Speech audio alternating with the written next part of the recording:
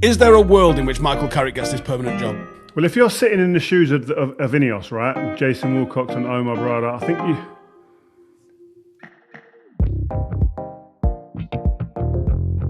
Yes, guys, welcome to another episode of Rio Presents, and this is being brought to you by our partners, Crafted Man. And you know what? I'm here with my two guys, Mr. Joel Beya and Ste Howson. As usual, a week is a long time in football, guys, man. Whoa. The script has changed. It's been ripped up. Start again. And energy's different. Oh my gosh. Honestly, man, we've got everything to talk about in this episode. You got to make sure you watch from the start till the end. We've got the AFCON stuff. We've got, Premier League, Arsenal striving in the Premier League. But before we go down that route, I want to talk about the beef between players and pundits. Rio, the situation with Lisandro Martinez as he's hit back at Paul Scholes, who said that Haaland would score. It was him and Nicky Butt. They said that Haaland would score, then throw him in the net. And then that was after Nicky Butt made fun of his 5'7" size. And just to be precise, here's what Martinez said in reply. He wants to say something to me. He can come to say it wherever he wants. To my house, wherever. I don't care. Everyone can talk on television, but when you see them face to face, no one says anything in your face. Oh, Rio. Yeah, all this ice, there's beef. It's not beef. I think it's being made out to be beef. I think there has been this week some stuff that has probably been just over borderline personal. I've spoken to Martinez a few times, face to face and online. And you know what? He's someone who just wants to do well. He's someone who just wants to win. He's someone who just wants to get back to the standards that Manchester United were at. He's eager to understand what that looks like. He's even invited me to come into the training ground to go for a coffee, whatever, just to sit. I think he's a sponge. He wants to work. He wants to learn. The way he plays, I feel, is the way he is. And he's an honest character. He's a good sort to have in the change room, it seems, and what I hear from people around the place as well. And I think he's within his rights. If something's got on his nerves, and he's come out and said it. But the way it's been taken, I think, is probably a better context. I don't think he's sitting there saying, listen, come and meet me anywhere and we'll have a tear-up. I think he's saying, come on, let's have a conversation. Let's talk face-to-face. Let's talk it out. If you've got an issue, let's talk about it. I think he's straight as you like that. And listen, bearing in mind, you're talking about a World Cup winner here. So he knows how to win. And I had a conversation with him after the game, and I think he was very just quick and clear. We've set a standard now. We need to gather momentum. And again, someone's his second language. He was spot on with what he's saying. He's always wanted to have conversations with people. He's always been open to that. And I know what I would say is, what I would say is that, listen, I think when you're talking about people, as long as you feel you could say the same thing in front of them, and you'd be happy to say it in front of them with your chest out, then listen, it's fair game. But I just have always kind of prided myself on never being personal. Yeah, I can pick people's performances apart. I can pick form apart. I can pick the way people are playing, or a manager, the way how he's dealing with a team, etc., and be critical in that sense. But me, as an individual, as an ex-player at the club, etc., I've always said that I never want to be personal, and I hope that I've been like that. And I've spoken about players being injured, and Phil Jones I've apologised to because I felt maybe I was talking about stuff I wasn't as informed as I should have been on. If they weren't happy with what I've said, I've always said, like, I'll come and see you, I'll come and speak to you. It's not a problem. Our job is to report and talk about what the players are doing and how they're doing. And if there is an issue, I'd like to think that a player will go, do you know what, Rio? Let's have a conversation about it. And I'm straight enough to go, yeah, all right, I'll come and meet you whenever you want. And let's have a man-to-man conversation. Just make sure you come and meet me when we win the league. Steve, I know you're a big Martinez fan, probably the biggest Martinez fan that I know. What's your thoughts on the whole situation? Rio's the opposite way. You're too soft, you. I think some of the United pundits are been far too harsh. And I think this week, there's a lot of United fans have seen their arse and you've been lumped in with this as well. But I think you've been unfairly lumped in with this because I think you're too soft, if anything. People have seen their arse with Roy Keane. People have seen their arse with Gary Neville, although I think people saw their arse with Gary Neville and the way he talks about United a long time ago. His punditry almost feels like he's annoyed that United do well. And people have sort of seen their arse a little bit with Nicky Butt and Paul Scholes. I think it's disappointing with Paul Scholes to be talking about someone's physicality because he proved physicality means nothing when you've got the reading of the game and the intelligence and the touch and you understand the game properly. Because you look at Paul Scholes and you think there's not a chance this guy's going to be a professional footballer, but he was one of the best. You know, showing that physicality is one aspect of the 25 that you need. And Lisandro Martinez, is he going to win a header against Erling Haaland? No, he might not win a header against me, but he's not here to do that. He reads the game so well. Like, look, if you look at how many interceptions he made against Erling Haaland, like Erling Haaland's on 20 goals, 2-0 this season. It was like he'd never played before. He just completely shut the supply down to him. Like, yes, if you're up at the back post and Erling Haaland's getting over Lisandro Martinez, my money's on Erling Haaland all day long. But Lisandro Martinez has played the game long enough, played in England long enough to know not to find himself in those situations. And it's 6 out of 7 games he's played against Erling Haaland where he shut him down. It was nice to see Martinez's comments, by the way, after the game. He said, when you have a coach like Michael Carrick who really knows, who really can share with you the energy of the club and what it means, it's so different. And that just makes me feel that when I've spoken to Martinez, all I've felt from him is that he's wanted to kind of grasp what it means. What is the feeling? What was it like when that's the type of guy that he is. That's why I've warmed to him over the course of his career here. He may not have played as many games as we would have liked, and it's been in a really difficult time, right? But what I do like is when he reminds me of me a little bit, inquisitive, curious mind, and not scared to ask questions. What's it like there? What was it like when you guys were winning? And he wants to build that information to put into his armory to be able to go and put it out and feed it into his teammates. It's a great trait to have, and that's why I do wish him well, and I wish the team well. Rio, obviously, Scholes' reply was, someone's had a good game, was really happy for you. T, no sugar please, at Lisandro Martinez. Now, you know Paul Scholes more than any of us here. How do you reckon he took it, and what did you think when you saw that tongue-in-cheek reply? Exactly the way I thought Scholes would reply was that. He don't care. Scholes is not bothered about what anyone thinks. And to a certain degree, he's right. You've had a good game, mate. Well done. Let's talking about 10 games, 20 games. We'll talk at the end of the season. That's how Scholes would talk. And listen, Scholes is not there'll be no animosity with Scholes. Again, Scholes, it was a tongue-in-cheek comment, but Scholes is a respectful guy. And I'm sure that if he sees, or when he sees Martinez, they'll have a conversation and probably have a chuckle about it and a laugh over a cup of tea, I'm sure. But yeah, I mean, listen, the difference in today's game is that we didn't have all of these voices. We had a couple of voices on Match of the Day and a few reporters who we didn't give a toss about because they'd never played football before. The difference in this time is that people that are making comments and controlling the narrative are people that played the game and who a lot of these players looked up to. So it is going to hit a bit different and a little bit harder at times. But it's the world we're in right now. And these players, I'm sure, it's the ones coming up especially, they understand this and they're gonna probably be more used to it. Now, Ste, Rio, I'm going to talk to you about this one because I think this was a bit offside when former players, i.e. Roy Keane, he ended up talking about Michael Carrick's wife. It was a bit of a surprise and disappointment to me, if I'm honest. The only thing that would make sense to me is that Ollie had worded up Roy Keane and Roy was going to be coming in as part of his coaching staff because nothing else makes sense for the level of vitriol that he's had this week. He was even having them off in the warm-up. Like, this United team can't keep clean sheets. Look at the state of them. Look at this warm-up don't look all that. Like, it was just, he's let one go on Jonny Evans. Like, kicking off like he was a loans manager and then they brought him back 4 weeks later and you're like, yeah, but he knows that dressing room. Like, Michael Carrick doesn't know half of these players. He's got a voice in there, someone that he's played with that he trusts in Jonny Evans. And he'd be like, he's a bit quiet. Is he okay? And he'd be like, oh yeah, he's always quiet, don't worry about it. Like, that's the sort of intel that a manager that's coming in could really do with someone who actually knows the players that he trusts rather than just this whole... I think Jonny Evans is a pretty shrewd appointment, to be honest with you. I think he's a great appointment, I agree with you. He's not going to be taking sessions. He's not going to be picking a team.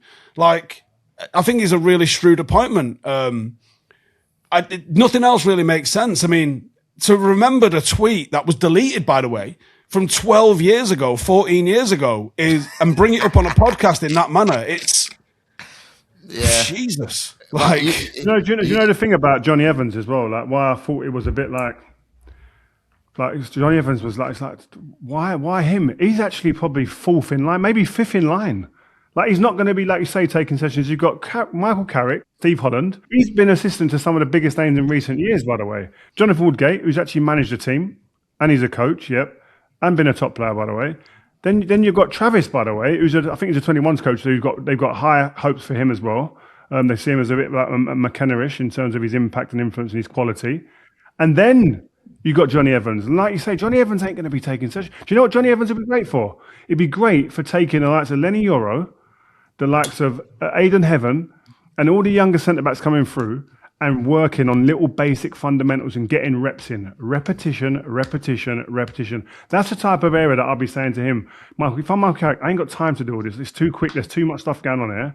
There's bigger fish to fry. But for the long term of this football club, you go and concentrate on improving 2, 3, 4, 5 of these young individual players in this team and get them better. I have to say, I did agree with Roy Keane initially when he said, what is he doing here? Like, I'm not going to lie, I did agree with him because I thought to myself, maybe he's right. Maybe they do need a bit more experience because of the situation they're in. Joel, what a load of nonsense. How did Mikel Arteta get his job at Arsenal as the head coach when he'd done fuck all apart from pick Pep's bibs up? Right? How did Roy Keane get his first job at Sunderland? Like, Jonny Evans has gone in as a coach. That's what you're supposed to do. Like, you're not too inexperienced. He's had 20 years at Manchester United and Leicester and all over the place. He is experienced enough to be the 15-line coach putting the fucking cones out. Jesus Christ. Exactly. But listen, you didn't let me land, Steve. You didn't let me, you attacked me. What I was going to say is when I saw Rio's, probably one of your best responses I've ever seen, by the way, Rio, I thought to myself, you're right, because football's changed. People have different characteristics. So to have someone who can focus on them and know their personalities, etc., is vital. It's not like back in your day where everybody's just got to run and everybody's doing the same exercises, and everyone's just got to get in line with it. So you retired 12 years ago, not in 1955. I know. It sounds like I'm saying you're mad old, but old man in me off. You said at the start of the show, a lot can happen in football in 1 week. So 12 years, it's a long time, mate. People like Jonathan Woodgate and Jonny Evans, they're perfect for these younger players because they played in a generation before where basics and fundamentals were imperative. You had to have them. And they're now in a generation where they're actually probably falling away from the game and they need to be reintroduced more and more to these younger players. They're perfectly placed to do this. Like, I think Michael Carrick, regardless of how he does here, right, if you're talking about the time and the bringing in a coaching staff and the time he had to do it and the time of the season, I don't know if he can get it any better than what he's got when you've got the experience of Steve Holland, who's worked with some of the players with England here, by the way, as well, which is a nice adage as well. And the other guys we've mentioned, I just don't understand where you're going to get much better than that at this time. Do you know what they need? You need a striking coach. He probably could lean on Coley. You could bring Wazza. Wazza will be in there. Wazza will be doing 2 days a week soon, I'm sure. Is there a world in which Michael Carrick gets this permanent job? Well, if you're sitting in the shoes of Ineos, right, Jason Wilcox and Omar Brada, I think performance results will dictate that. I can't see that Michael Carrick gets Manchester United into the Champions League. The team are playing a brand of football that everyone can identify with and go, you know what, that feels like United. The players look happy and there's right noises coming out of the club. How do you not give it to him? That's my point. People will say, but how do you go away from that after it was a mistake? That's what Michael Carrick is not Ole Gunnar Solskjaer, and Ole Gunnar Solskjaer is not Michael Carrick. So you can't judge the two the same. Different people, different ways of narrative. That what people will say. Yeah, but I don't know any other business in the world that where someone does really well and you go, but I can't go with you. I'm going to go and take a chance on someone else who's proven somewhere else, but not here. By the way, this is one of the biggest clubs in the world, by the way, and it is different here. But we've got someone who's in the building, who's doing well. Everything seems to be going in the right direction, but we're going to go away from that? No. Yeah, I think it depends on who's available as well, though. That's the thing. And right now there are not a lot of, top managers that you would go, all right, you know what, he's definitely a shoo-in, unless it's Enrique. If Enrique comes available. Maybe there's a Luis Enrique, maybe, I get it. But there ain't going to be too many more names like that you're going to be plucking from the sky that's gettable, that you can get and go and get, and who's actually you can give you that guarantee. Even he ain't going to be able to guarantee anything either. He's doing great. He's been brilliant. He's been fantastic at Barca, great at PSG. Don't get me wrong. I love him. Still not a guarantee. Do you know what I mean? Everyone thought Jose Mourinho was going to be a guarantee. I mean, if you stayed with him, I think it would have been. But you guys, If buts took another and route. maybes, Joel. If buts and More maybes. confidence in Ineos doing the recruitment for Michael Carrick than I ever would have done with Ed Woodward doing the recruitment. 100% agree. But Steve, I want to ask you, right? Carrick only had 3 days with the players. We saw a big difference. But what was the biggest difference from the Amorim setup that you noticed? It was compact. We had shape behind the ball. Midfield was really tucking in as well. Dorgu was drifting into the half space rather than just holding the line.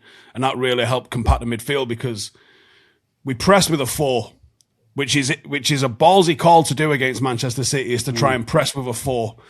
Because then you're leaving 2 people kind of known for not having massive legs and engines in Casemiro and Mainoo as a pivot right behind that 4 and then a back 4 behind them. City playing with sort of 3 creative players in and around that 2 could have overloaded us. So we were gambling hard on that we would put pressure on them, but when the ball did come in, like you'd see Dorgu tucking in and almost making a free sometimes, making it really difficult. We denied City all of the central space. Like they got nothing down the centre of the park, which is brilliant. It was a ballsy call to do it like that, 4-2-4. Because City are good enough to knock it right past that first line of press and be like, nah, nice one, cheers. And then just hit you and attack you. But like, we completely shut down all of their offensive output. You saw Haaland getting hooked. When does that happen? You saw Foden getting dragged off. Like, they've had Doku and Cherky. I bet he's regretting some of the things he said recently. Like, so many attacking players. Like, City were complaining about their not first choice defence, like they haven't just bought an entire new team in the last 12 months, by the way. They were like moaning about their lack of first choice defence, like they haven't got the biggest squad that football's ever seen. But their attacking players were there. We just didn't let them play. And it wasn't a low block either. People are going to talk about it low block because they haven't got a clue what they're talking about. But it was a nice high line from United. It was just narrow and compact. It was really hard to play through. And we were forcing them to go wide and then taking the ball off them. And then once we did take the ball off them, it wasn't oof ball. It was precise forward passes into the path of runners. Honestly, I mean, Rio, what was that group chat of yours going on, Flight? Because them ex-players must have been as excited as all of us lot were as fans. That's Manchester United. Get us off the feet. I saw wingers running at fullbacks. I saw fast forward play. I fucking loved it this weekend. That was United. All these people chatting shit about United DNA. Michael Carrick walked on, didn't even put a shirt and tie on. He was smart casual and just delivered Manchester United DNA. Said, yeah, you can talk about what the DNA is. I'm going to fucking show you what DNA is. There we go. Yep. Exactly where I was going with it. Like, everyone was asked about the Man United DNA, and there was loads of murmuring this, that, and the other. Michael just said, you know what? I'm going to show you. Forget talking about it, guys. Let's have a look at it. It'll give you 90 minutes of it. And listen, it weren't perfect, but it was bloody good. And you know what? This is the standard now. And I think that's the thing. That's the key thing to talk about. The players have shown a standard. The manager and his coaching staff have seen a standard now. They got to maintain that. They have to maintain that now. They've seen what good looks like. They've seen what gets an Old Trafford stadium on their feet, aroused and going crazy. They've felt that feeling. You've got to want that again. And you know what the basics are now to do that. You've got to work hard. You've got to run. I mean, we spoke to Ryan Giggs. He talked about being brave, taking risks on the ball and running. We saw that at the weekend. And I think it all makes sense when you can see that the players made sense of what they were being asked to do. That's what it felt like in this game. It felt like they understood what the remit was. And I think it's one thing that I think a lot of people weren't talking about. Michael Carrick has come in, he made 2 big calls, you know. You've got one striker at number 9 who's in form, Sesko. He's in form and scoring goals. Out the team, please. Cunha, who everyone's been raving about and going, I love him. It looks like a real Man United player. Them 2 players came out of the team because why? Because he said, first and foremost, before anything, I just want people to run. And he had others who he thought could probably in that capacity a bit more. Not to say he's not going to use them. And I think, listen, Cunha came on and showed his worth when he came on. But I think it was really interesting to see, listen, I've got a way of playing and these lot at the moment for this game fit better. And I think that this will change and these players will all rotate. How, in which shape will remain to be seen. But so many positives. The amount of sprints, 27, I think, Dorgu, and 30 for Ahmad, is a ridiculous output, right? Who else in the squad can play in that wide area and have that output if that's the requirement? That's going to be the test, you know. If he has to change it up, if there's an injury, if there's a suspension, who can go out there Shea Lacey and do that? Shea Lacey, has he got the capacity to do that?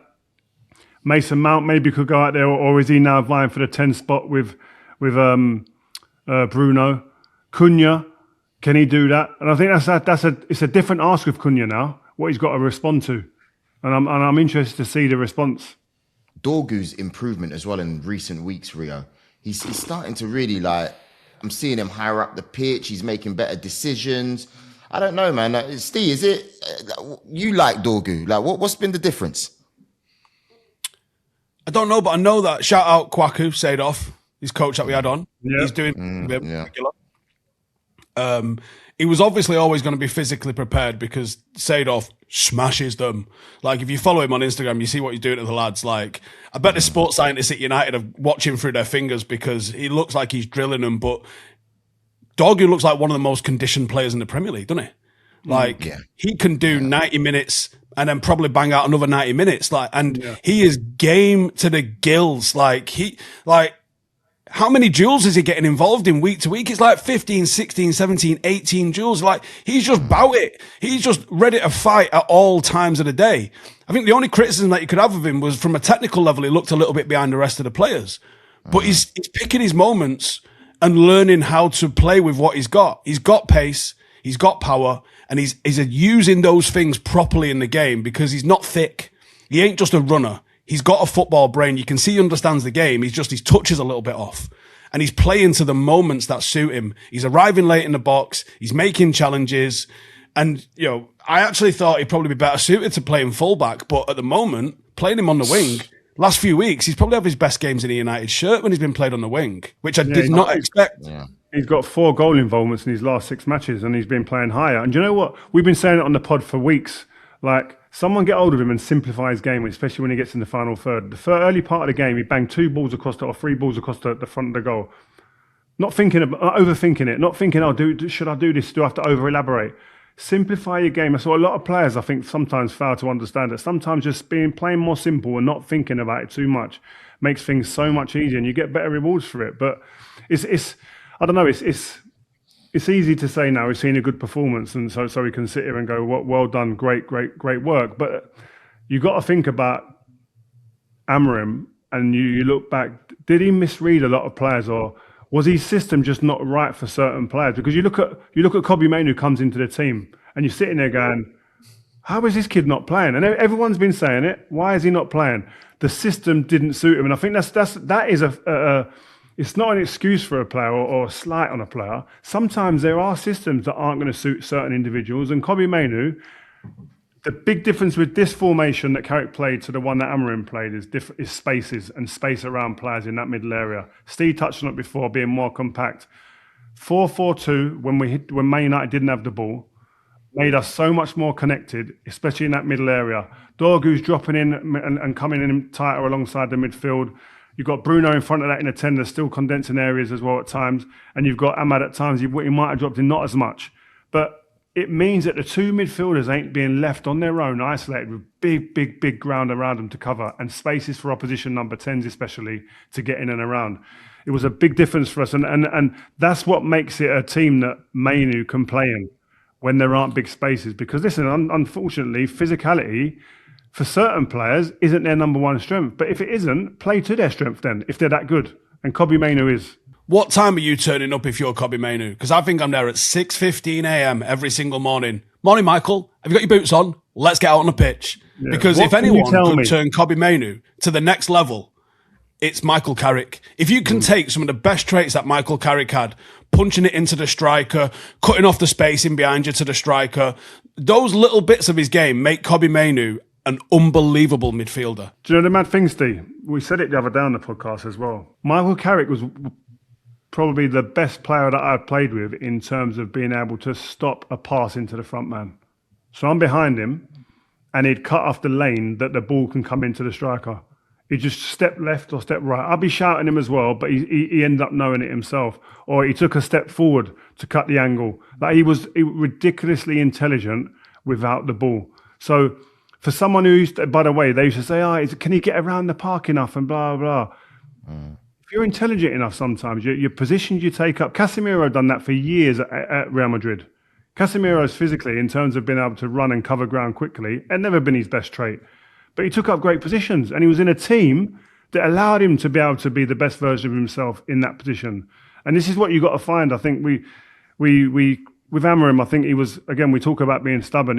You had a group of players, sometimes you've got to mould your tactics around some of the players that you have at times to get you through a period. And he was never maybe bendy enough to do that and willing enough to do that. And it was probably one of the biggest undoings of him.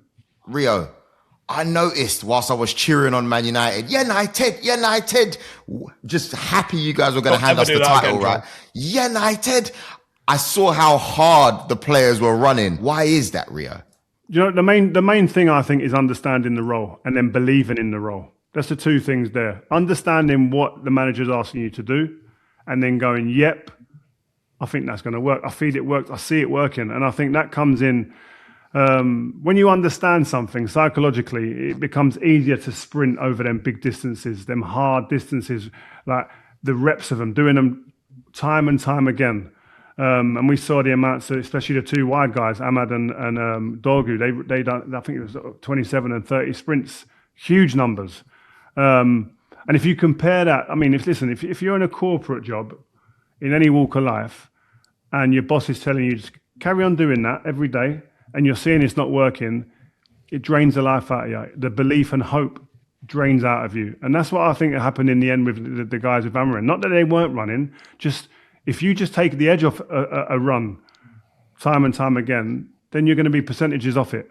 And I think, I'm not saying they gave up, but I just think that the intention might have just been a little bit lacking because of the lack of belief. The results are telling them it isn't working. The effort's there, but the output isn't going to be the same. And I think 4-4-2 simplified everything out of possession. A manager can put everything he wants to put into you, right? When the game starts and you start seeing a couple of positives from what he said and you look around and you go, guys, it's working. It's bloody working. There's a bigger energy then comes out and feeds out and seeps out of the pores of the players. And then you get a performance like you saw against Man City. But I'll repeat again, what we need again, this has to be repeated. This has to be a standard that's been set and the momentum has to build off the back of this. Exactly, because you've got a big game coming up next. But during Amorim's time, United players averaged 11 sprints per 90. But Ahmad made 30 and Dorgu made 27 in a game versus City. Wow. Steve, listen, man, you manage at a high level. Does a system or manager's instruction really affect how hard you run, would you say? I wouldn't have thought so. I wouldn't have thought it's instruction. I think the likes of Dorgu and Ahmad are going to run anyway. I think you can pick a team that's going to run, and then you can pick a team that's not going to run. It's about knowing your players, isn't it? Mm. And I think one thing that I don't think's been touched on too much, and this isn't a slight on those lads, but we probably picked our oldest back four at weekend, or most experienced back four. We've seen some back threes recently that's had, and even back fours that's had Yoro and Heaven alongside each other. Not enough communication. Whereas Shaw, Maguire, Martinez, Eto'o, probably the most experienced back four we could have played with Mazraoui being at AFCON. I think that goes a long way. And I think that encouragement, that organisation from behind, Bruno being a little bit higher up, he sets in energy when it comes to a press. Mbeumo, Ahmad, Dorgu. You've got four lads there in that front line. You can run. They're going to press. They're going to press regardless, aren't they? You know, when you play Xerxes in your forward line, is he pressing? He ain't pressing. You know what I mean? Now, I think there's a difference, isn't there? And I know he's not played loads. I'm not digging him out, but you can have one of them, though, Steve. You know, you can have one of them if everyone else is pressing. If everyone else, you can carry one, maybe two when you're a top team in terms of out of possession. Maybe probably less so today. In our time, Berbatov came. I'm sure one of our keepers ran more than him in one of the games.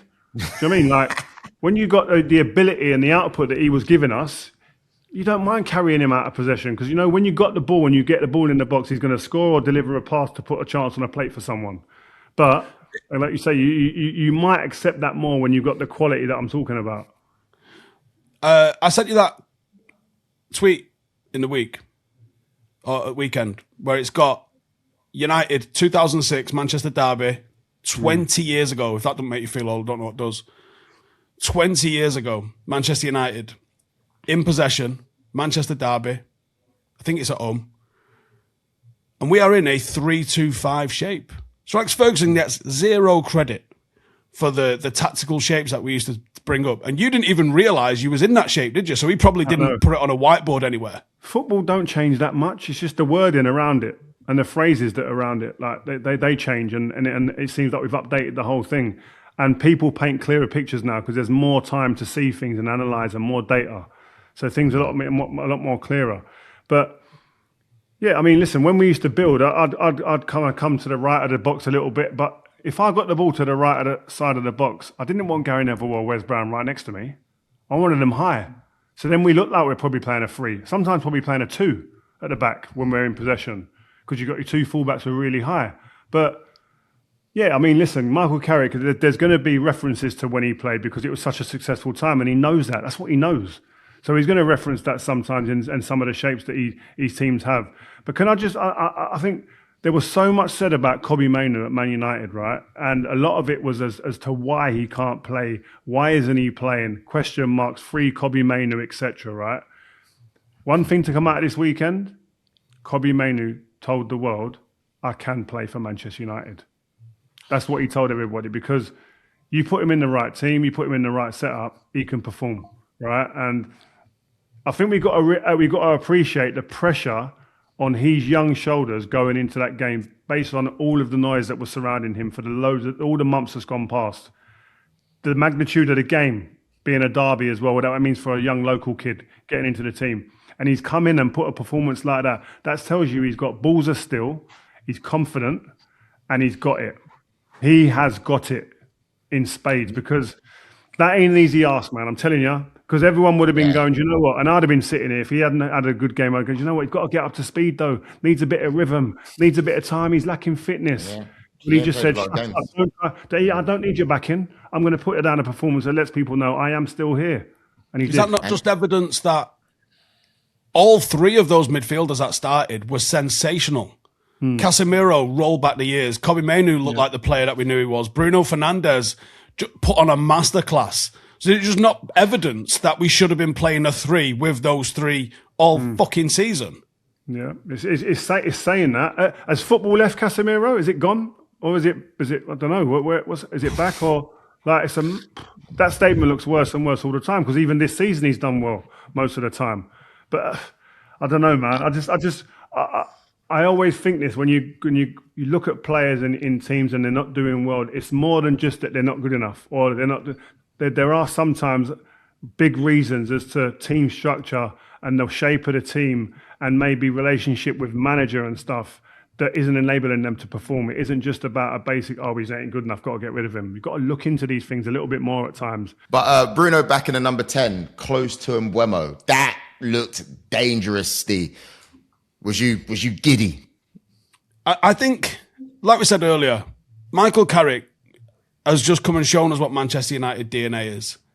People were saying play the youth. He played the youth. People were saying play the back 4. He played the back 4. People that want to talk about Bruno Fernandes being a problem. Bruno Fernandes leads the assist charts in a dysfunctional team, and he's been playing in the number 6 all season. Madness. He's got 9 assists this year. Think about that. Think about if we'd have actually been good this year, where he might have been. Like Bruno Fernandes, whether the team's good or bad, he just delivers. But he's played on the right, he's played in the false 9, he's played in the 6 to 8. In the number 10, Bruno Fernandes is in the conversation for the best number 10 in world football. What do you want from your number 10? You want him to create chances, and if you can help out defensively with pressing, that's fantastic. He does both of those things. Bruno Fernandes is not the problem at Manchester United, or he's not a problem at Manchester United. Does he throw his hands in the air? Yeah. Let me show you Wayne Rooney. Right? If you want to talk about people that are a little bit emotional on the football pitch. Let me show you Ryan Giggs. Early doors, Ryan Giggs used to throw his hands around all over the place. Like, I don't care. Was Roy Keane a more stoic captain? Yeah. Was Vidic a more stoic captain? Yeah. Does it mean he's less of a captain or that he cares less than they care? He cares. He's in there early. Like, he'll be the first in, last out. I guarantee it. He cares. It's just, I think people were just, it was the moaning that was getting onto people. I think everything you said about Bruno is correct, by the way. I even apologized earlier last year because I said that, Odegaard was better. And, when I get it wrong, I put my hands up. But I just think when you must walk around like this. I just think at the time, I even saw it on the weekend, by the way, he had a right moan at Mbeumo where he didn't make in my opinion, the pass should have been firmer. I'm pretty sure you see this, right, Steve? He had the chance, he passed it to Mbeumo, and it wasn't a good enough pass. And he starts complaining at Mbeumo. Mbeumo turns around and he goes, "What are you looking at me for? It wasn't my fault." And I thought, okay, United are winning, so that's not going to be covered. But that's the moaning that they talk about where he does. Ask Rio about him and Rooney on the pitch. Yeah. Moaning's good, man. I think moaning's healthy.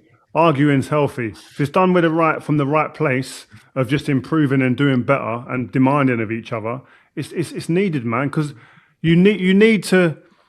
There's no doubt in my mind that if someone makes a mistake at United at the moment, they're thinking, before the manager, Bruno's going to be onto me. He's going to start moaning and going on in my ear. Rabbit.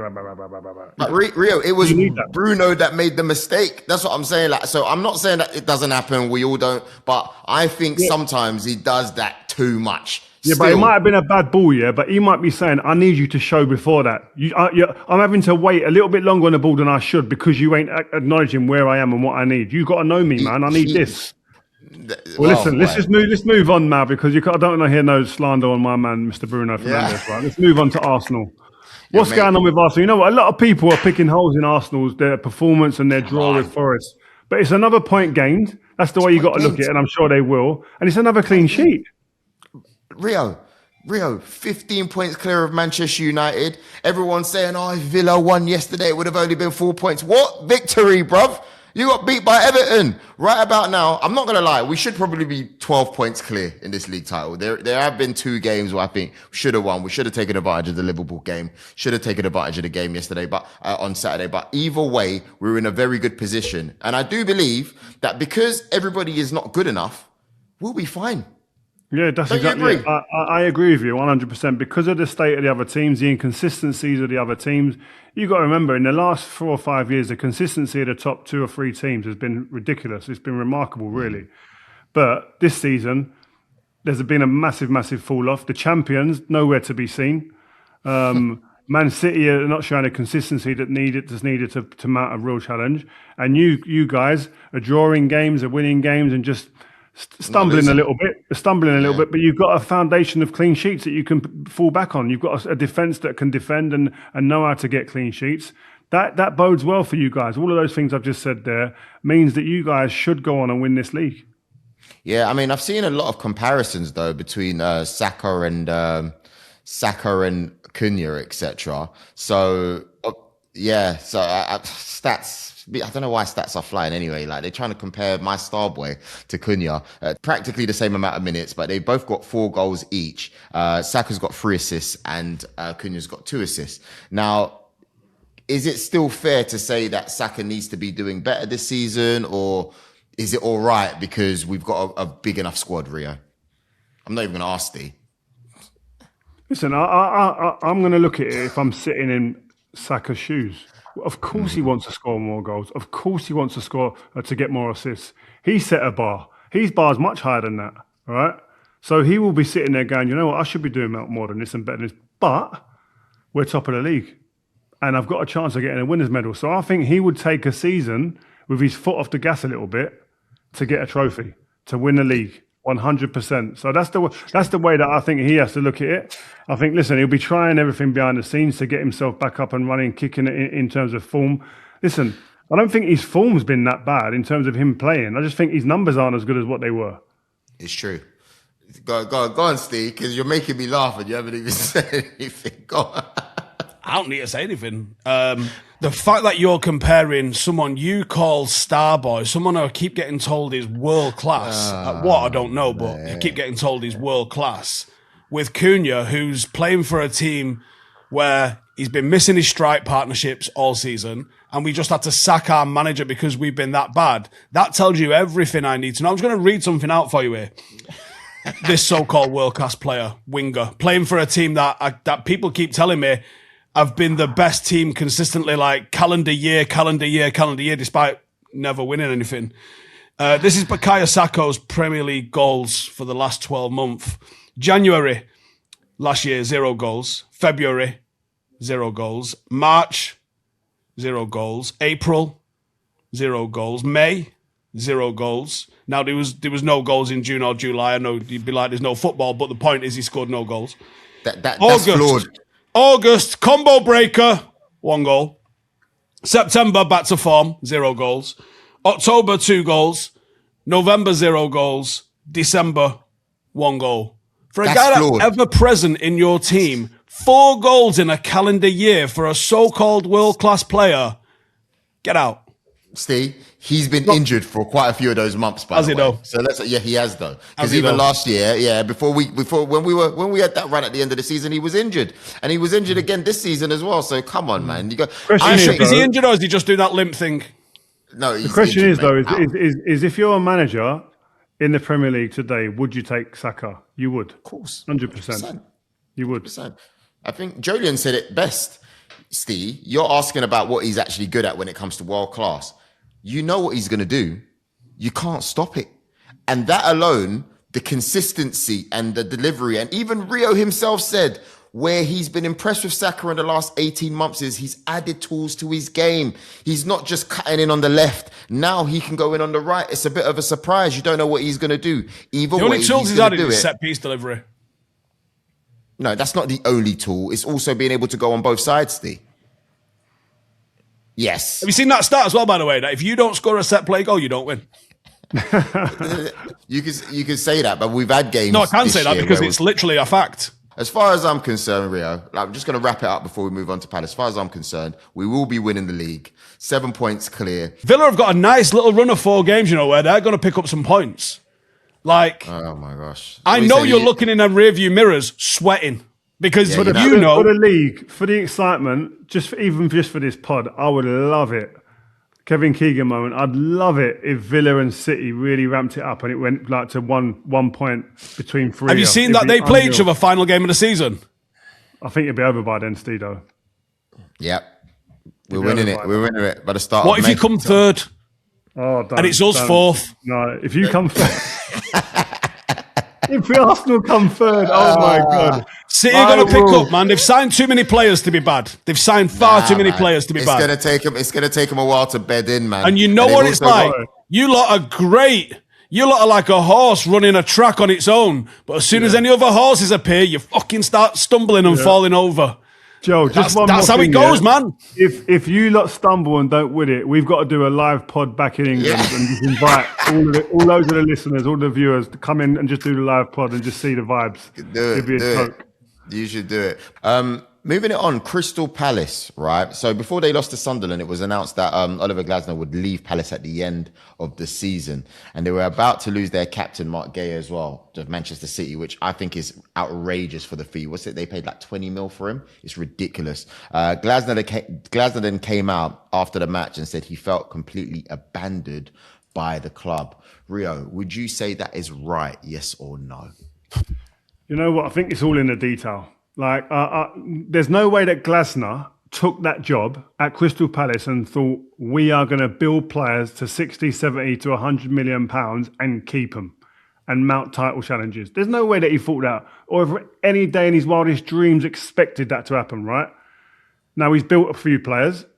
Mateta, Gay, Eze obviously was built before he came to the club, etc. But Elise, he went into that club knowing they're a selling club. Palace are a selling club. Now, my point is, what has been the conversations around these players is, I think, where there's been a discrepancy and why he's come out the way he has. Because has he been told that Gay is now going to stay to the end of the season and that's been ripped up and the carpet's been pulled from under his feet? Or is he going, well, the replacements, where are they? Or they're not good enough. They brought in a young kid from France before and that he's not ready to play. Or we've not no one to come in now. Who are we going to be able to get for that £20 million we just taken in? And are you saying we cannot go into the market? These are the details that we don't know that might have triggered him to be in a place where he said, I'm going to resign end of the season. Finally, does he go to a top club after this? Because obviously a lot of people are like raving about his management, etc. Where can you see him potentially going to? He's favourite for United job, isn't he? Yeah, I see that. But then that means you go back to a 3-5-2. United would be insane to appoint him after, even if I know that he says 4-4-2, 4-2-3-1 is his formation, but everyone would just immediately jump on the 3-4-3 if United appointed him. 100% agree. All right, guys, I want to move it on to one of the maddest things I've ever seen in football. That's right, the AFCON final between Senegal and Morocco. Senegal ended up winning the game 1-0, but controversy is not even the word. Rio, have you ever seen anything like that in football, yes or no? I don't think so. No, not a game of that magnitude, not a game of that size, a final, AFCON final. Mm-hmm. Everything's at risk. Like, African football was at risk. African football's credibility was at risk the moment the Senegal team went down that tunnel, right? Whether they were right or wrong in their beliefs, they thought they were being cheated or whatever, right?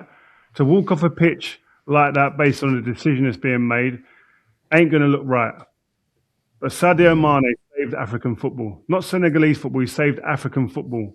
Because he went and got his team down from out of that tunnel and said, listen, guys, win or lose, you've got to come out and play, man. The game demands, the tournament demands, the African football demands that we go out and play, win or lose.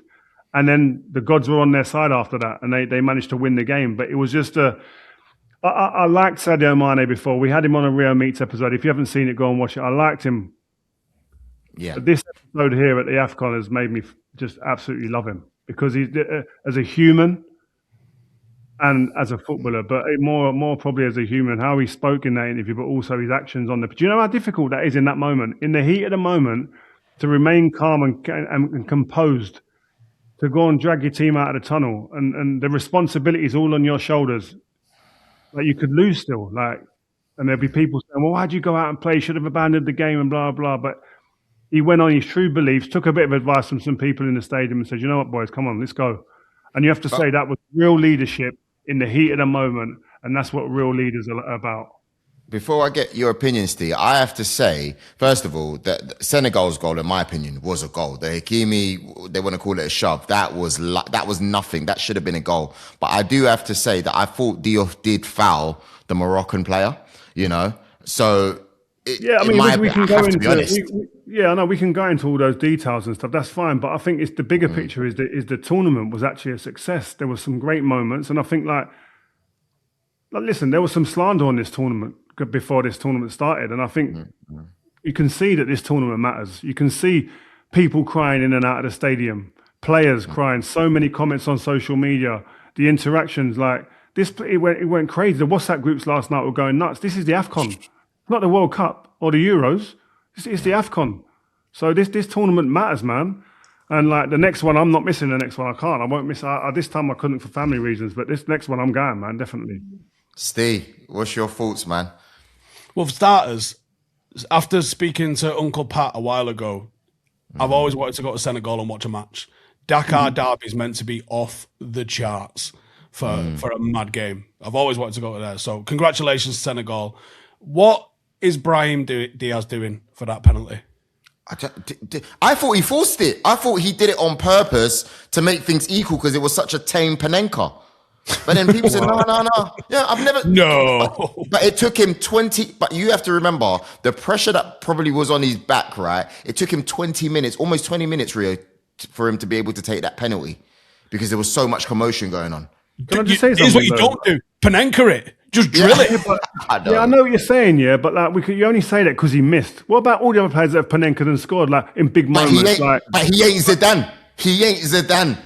Yeah, so you've got to remember who what. No, it does. It does. You've got to know yourself. Joel, the best players in the world miss penalties. Baggio in the World Cup was the best player in the world. Missed. He didn't Panenka it though, did he? But that's probably the worst way to miss a penalty. But this is what we're saying. This is what the SDL is saying. It was like it didn't really go up like a Panenka as well. It kind of like just honestly, it was wank. Yeah, crazy. Could you imagine what he's the best feeling part now? about it is he's getting his golden boot at the end of it, and he's in tears. Gosh. I felt, honestly, I almost felt sorry for him, but it wasn't really his fault in general. But I look and I go, I think the refereeing though, Rio, was there were one or two decisions where you thought, nah, you know what, this is looking a bit mad at the moment. And on top of that, the tactics that were being used by the home country beforehand, no security for Senegal, sneaking in to see their training, sneaking in to see, like, being able to see their tactics. No, the worst one, Joel. The towel. The ball boys and security trying to get the towel off the man to stop the keeper getting the towel to dry his hands. That is the most maddest thing. Like, we need explanations. I'm going to get hold of someone in the Moroccan FA at some point. I need answers. Yeah. That is a mad one for me. What advantage are you getting not letting the goalkeeper have it? That's part of the game. All goalkeepers can have their own little glove bag. And if they've got a little bit of spray for grip or a little towel, it's theirs. I've never seen a man try and rugby tackle someone for his towel. It's nuts. It's because it's all the mind games, isn't it? They know that they're just trying to rattle Mendy. But if you're getting that Mendy, he's done this before. You're talking about a Champions League winner. It went on for so long. Like, it was, madness. It went way beyond like having a little bit of argy-bargy. It went mental, didn't it? Yeah, but they need to look at that.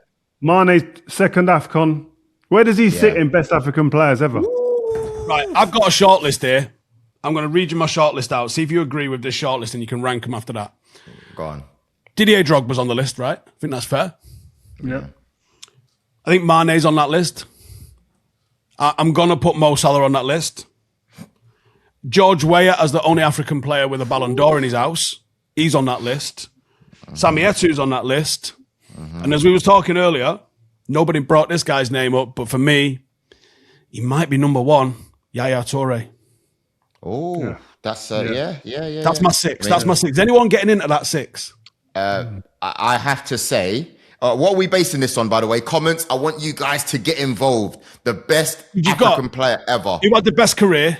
Who had the best peak? Yeah. Who's the greatest? Like, they're three different categories. I reckon I'll go best peak, George Weah.